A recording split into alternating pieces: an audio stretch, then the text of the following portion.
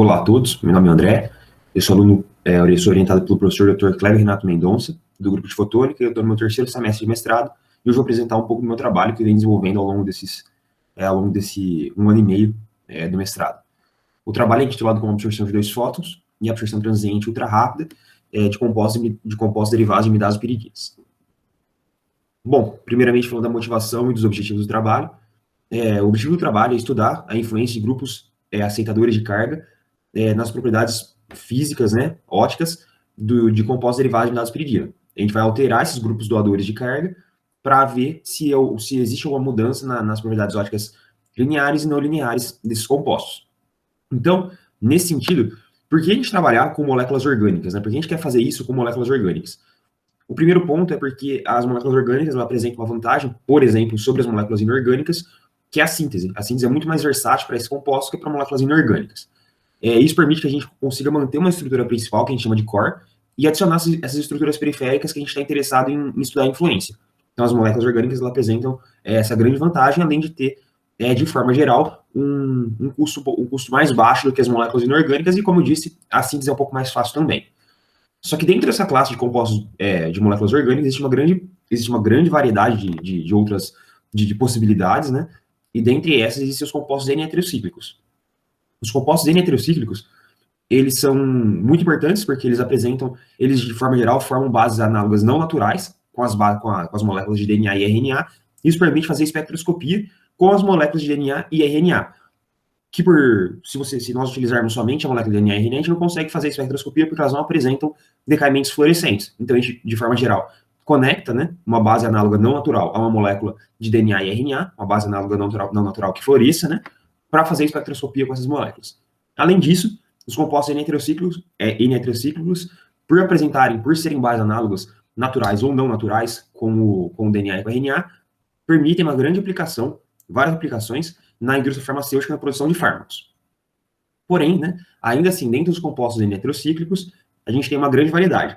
Que, neste caso, nesse trabalho, a gente já está interessado na classe das imidazopiridinas, que, no caso aqui, né, a gente vai estar interessado nessas 6 aqui, onde a imidazopiridina, o core, né, que eu falei lá um pouquinho mais para trás, trata-se dessa fusão desses dois anéis aqui, e ao lado, na posição 2 aqui do core, a gente vai estar ligando um grupo estíril, que é para aumentar a conjugação π e, consequentemente, aumentar as não linearidades óticas do composto, e na posição 6 e na posição 5, no caso dessa daqui, a gente vai estar ligando grupos aceitadores de carga, que tendem a aumentar a polarizabilidade da molécula, e, por consequência, também pode ter um aumento da seção de choque de dois fótons, por exemplo.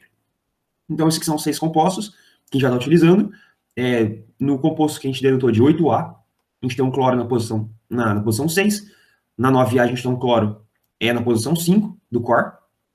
Já no caso da 10A, a gente ligou um bromo e um cloro, então aqui a gente colocou 2 grupos aceitadores. Aqui eu deixei em evidência os hidrogênios, mas nesse caso a gente tem só estiril na posição 2, e nenhum grupo aceitador ligado à molécula. Aqui também não é um grupo aceitador, né? Esse fenil aqui ele vai tratar só como talvez um aumento do volume da molécula. E por fim, na molécula 14A a gente tem esse fenil, porém a gente adicionou um grupo ciano e um grupo flúor.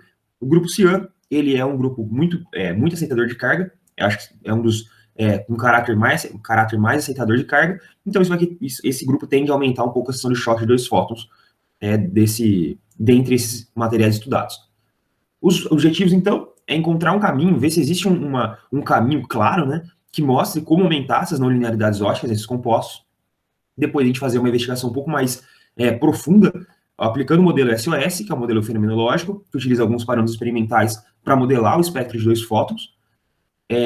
Só que para a gente aplicar esse modelo, a gente tem que determinar uma série de parâmetros fotofísicos, que além de permitir a gente estudar, né, aplicar o modelo, ele também, esses parâmetros fotofísicos vão dar um insight maior sobre como que é a natureza eletrônica dos nossos compostos, e por fim a gente aplicou a absorção transiente ultra rápida para verificar a existência de estados excitados e analisar se esses estados excitados poderiam ou não estar influenciando na absorção de dois fótons.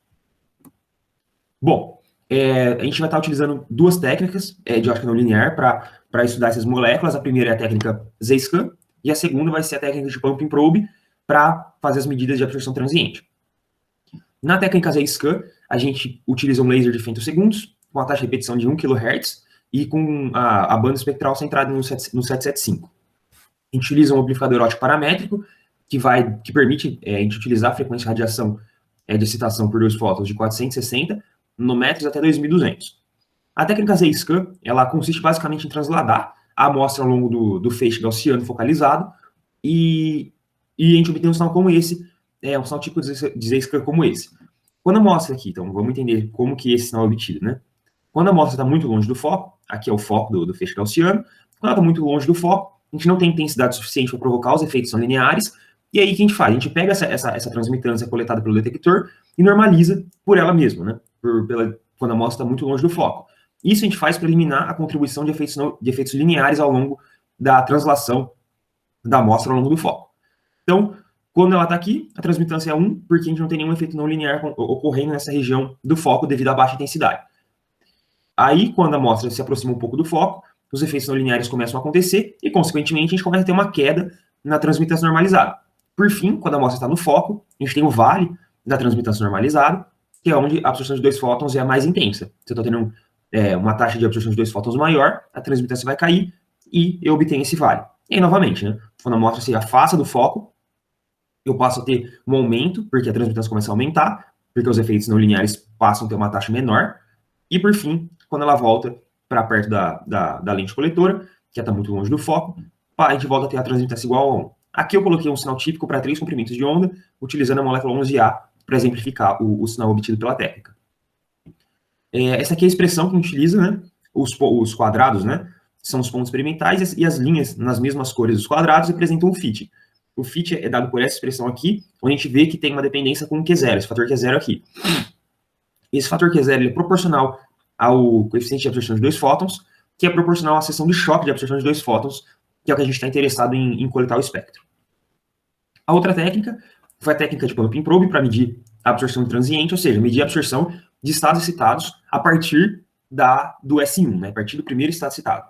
Como que a gente faz isso? Aqui eu coloquei um diagrama para a gente entender um pouco. A gente basicamente vai separar o 775, que é esse mesmo 775, em 2 feixes, o pump e o probe. O pump é um feixe que vai consistir em aproximadamente 96% da potência total, e o probe é só 4% dessa potência total para gerar luz branca. Essa luz branca, ela vai de 470 nanômetros até 670 e ela é gerada num cristalzinho de safira. E o pump, né, vai ser um feixe em 390, para a gente conseguir excitar os elétrons para o estado excitado, tem que estar dentro da região de absorção linear, e ele é gerado a partir do segundo harmônico do 775. O que a gente faz basicamente é atrasar um feixe com relação ao outro a partir de um estágio que controla o caminho óptico do pump, e esse estágio é variável. A gente consegue atrasar o pump para vários tempos com relação ao probe, e isso faz com que a gente consiga medir o tempo de vida do estado excitado e também a absorção. Então vamos no primeiro caso aqui, né? A gente joga o pump primeiro e depois joga o probe. Nesse caso, então, a gente vai jogar a população do estado excitado, né, primeiramente, e se a gente jogar o probe em um tempo menor do que o tempo de vida do estado excitado, a gente vai ver uma absorção do estado excitado. A gente vai jogar, ao invés de a gente medir uma absorção do S0, a gente vai medir uma absorção do S1. Porém, a condição é que o tempo de atraso entre o pump e o probe seja menor do que o tempo de vida desse estado aqui. Porque se o tempo de vida for, se o tempo de atraso entre esses 2 feixes for maior do que o tempo de vida desse estado, a toda a população já vai ter voltado. Então a gente vai variando esse tempo entre esses 2 feixes para, nesse caso, essas moléculas aqui foi de 0 até 300 picos por segundo, até com que a gente pare de ver a absorção desse estado. Então, com isso, a gente consegue, além de monitorar a absorção do estado excitado em função do comprimento de onda, do probe, a gente consegue também monitorar em função do tempo para determinar o tempo de vida do primeiro estado excitado. Bom, esses que foram os nossos resultados. Aqui estão os espectros de 1 fóton e 2 fótons, assim como o modelamento SOS que eu havia comentado antes. Os pontos pretos, né, as bolas pretas aqui, consistem nos pontos experimentais de seção de choque de absorção de 2 fótons, a linha pontilhada consiste no espectro de 1 fóton, e a linha vermelha consiste no modelo SOS. A primeira coisa que é importante a gente notar é que as moléculas apresentaram um caráter não centrosimétrico de cargas, porque a gente pode perceber que onde existe um caráter centrosimétrico de cargas, mais centrosimétrico de cargas, desculpa. Porque onde a gente percebe que a gente tem uma absorção de linear mais intensa, a gente tem praticamente uma seção de choque muito baixa de 2 fótons. E onde a gente tem uma absorção linear baixa, né, uma intensidade baixa, a gente percebe que é onde tem o pico da seção de choque de absorção de 2 fótons. Isso é característica de molécula centrosimétrica, com caráter centrosimétrico. Então, essa foi a primeira informação que a gente obteve desses compostos. A segunda coisa interessante é notar que, de fato, para a molécula 14A e para a molécula 10A, são aquelas que apresentaram dois grupos doadores de elétrons linkados ao seu core, elas, de fato, apresentaram os maiores valores de seção de choque, mostrando que, de fato, esses grupos aceitadores têm uma influência na seção de choque de dois fótons. Ela foi parte de 180 GM, enquanto as outras ficaram em torno de 100 GM. As duas moléculas que não apresentavam grupos doadores de cargas linkados ao core também deram resultados bastante parecidos. As duas deram 100 GM, tanto a 11A quanto a 13A. A 11A, só para a gente lembrar, não tem nenhum grupo, e a 13A tem um fenil ligado só, que não é um grupo aceitador de carga. Então, essas duas deram 100 GM, o que também é bastante condizente. E, por fim, o interessante aqui foi que a mudança do grupo cloro da 8A para 9A levou uma seção de choque de 90 GM para 40 GM. Isso chamou a atenção, e a gente vai discutir um pouco mais sobre isso um pouco mais para frente. Então, tá bom. Então, a gente falou um pouco do espectro experimental de dois fótons, falou um pouco da absorção linear.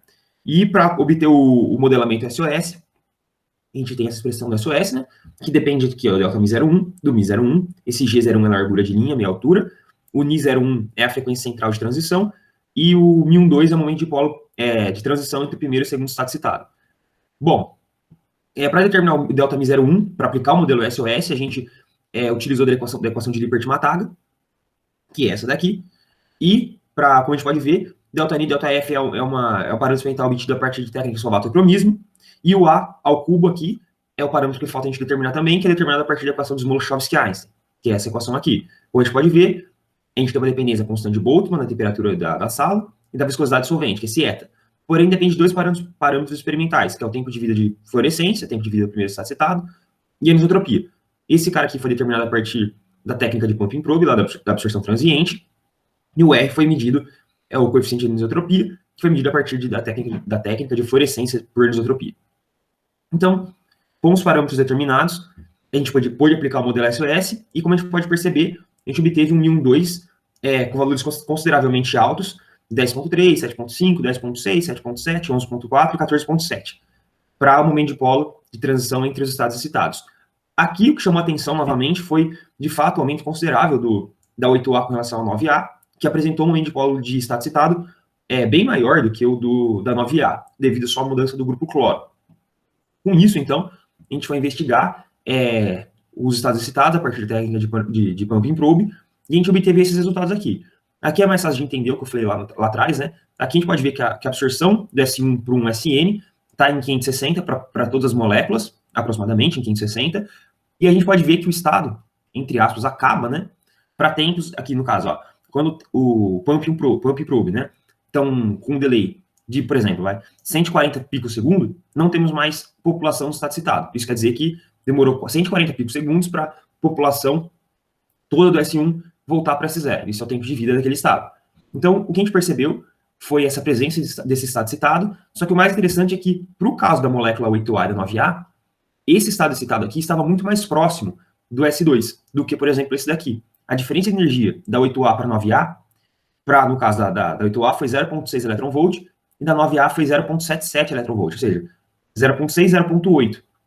Isso pode ter levado a um overlap desse estado excitado com o S2, e, consequentemente, na hora que a gente faz as medidas de absorção de dois fótons, a transmitância normalizada do Z-scan vai ser maior, e isso vai levar a uma seção de choque maior para o caso da molécula 9A. Então, o que a gente está falando aqui é que, no caso da 8A, a gente tem um estado global, que é o responsável pela absorção de dois fótons, e isso explica o motivo pelo qual a 9A apresentou uma seção de choque tão maior do que a 8A devido somente à mudança do grupo cloro.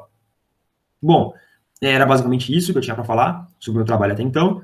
Eu agradeço às agências de fomento, FAPESP, CAPES, CNPq, mas principalmente ao grupo de fotônica por todo o suporte fornecido ao longo do meu mestrado. Obrigado.